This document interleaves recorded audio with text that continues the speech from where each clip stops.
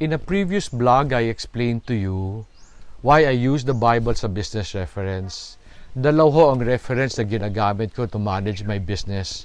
One is the Bible and the other is the plant. That it became a business reference because of desperation. Because nung hindi ko mapakita yung negosyo and because I was very uncomfortable na wala kaming kaibigan kamag-anak sa bukid noon, I went to read the Bible only because I wanted peace. However, as I continued to read it, I realized it's really a business reference because most of the people in the Bible were all businessmen and they all prospered. They became fruitful. Kaya ako siya ginamit. The other reference I use is the plant. And let me just explain to you paano ko napunta sa tanim. I told you also in the previous blog that my first 4 years was extremely difficult. So as I was starting to read the Bible, I was asking God, Lord, ano ba talaga dapat kong gawin to turn the business around? One day during my quiet time, I went back to Genesis. Then on the very first chapter of Genesis, a certain verse ministered to me. A certain verse spoke to me.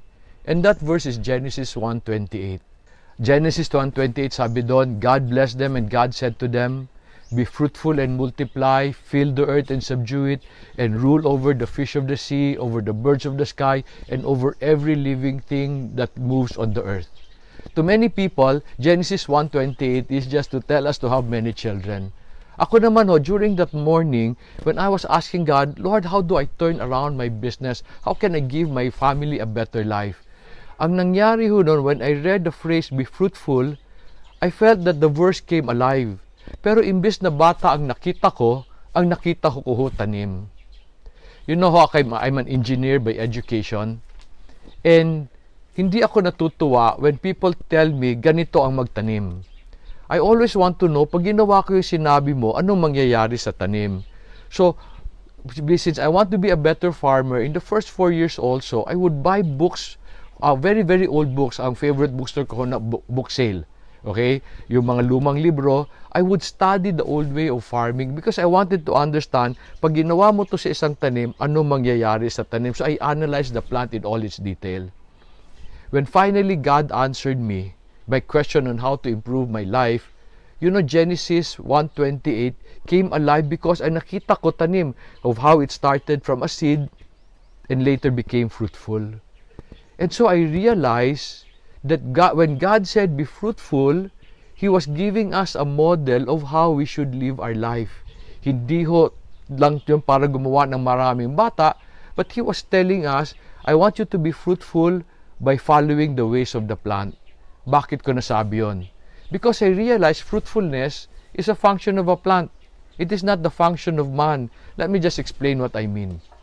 Diba? Pag ang tanim kain ng kain, lalaki yan, mamaya mamumunga. Tayo, pag ang tao kain ng kain, lalaki rin tayo. And tataba lang tayo ng tataba. And besides, kung fruitfulness naman is about making children, you see the command was given both to man and to woman. Walang sinabi na dapat may asawa ka to become fruitful.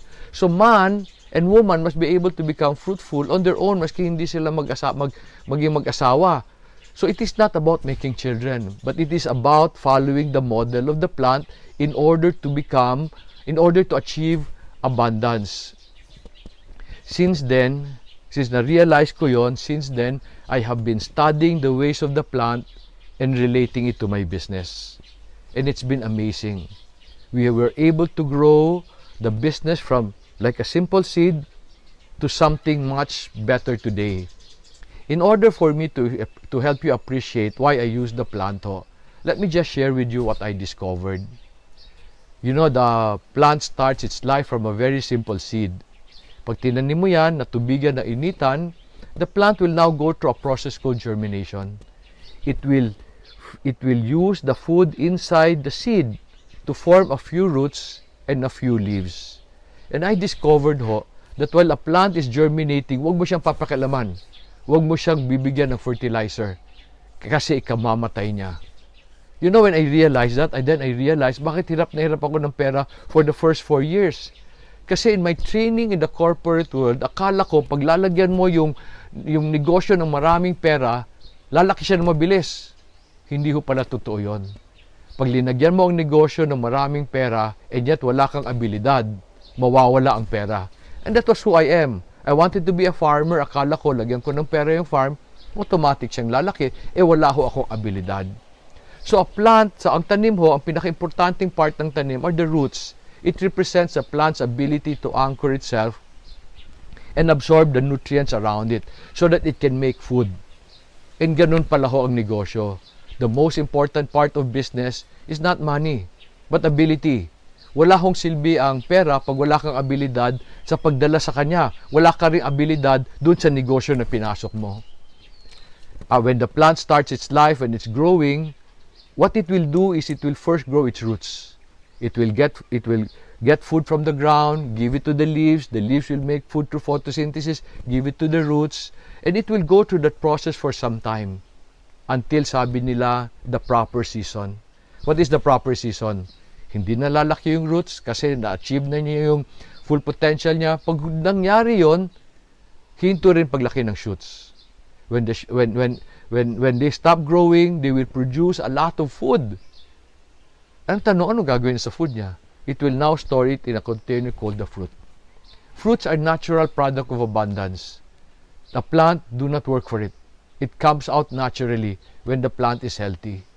And I don't know if you're noticing it, there's a lot of relation to a business. Dapat ang negosyo sa simula, hindi muna kumita, but instead pagpalakas ng abilidad.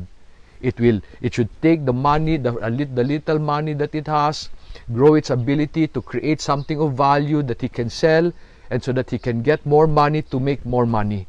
Ang tanim mo ganon, it will make more food from the food it creates. And if the fruit are just natural byproduct of a healthy plant, profit, I realize, is a natural byproduct of a healthy business. So from here, we've created many principles that have helped our business. In 2004, people came to me, friends came to me and asked me, how do you grow? How have you been growing your business? Because they've heard many amazing stories. And so we put up a foundation called Similya sa Kinabuhi where we share all of these things. If you want to know more about this, come join our business training sa Similya. We believe the cost is very reasonable. Ang goal lang namin is to be able to share this to as many people as possible so that we can help in nation building. Now, how will that help in nation building? Naniniwala ako that to grow this country, we grow the individual, we make every person fruitful, and collectively we will build a better nation. Many years ago, I asked God, why did you teach me this? And I felt God telling me, Dong, that is not for you to keep. That is for you to share. And that's the reason I've been writing books. I have 3 books out already, trying to share all the principles that God has revealed to me because I realize they're not mine. They are the Lord's. And He allowed us to experience them and learn them so that we can share them to as many people as possible. We also have the business trainings of Similya. I think there's a link below that will lead you to our website and tell you our schedule. You can also buy books from Similya or even from Church Strengthening Ministry. Ang hope ko is that you will learn from them and experience what you've experienced. If you like what you're hearing, I hope you will subscribe to the channel. Pero more than that, if you like what you're learning, can you tell your friends? Maybe matutulungan din natin sila. Collectively, we will make a wonderful nation that our children will benefit from. Thank you for listening.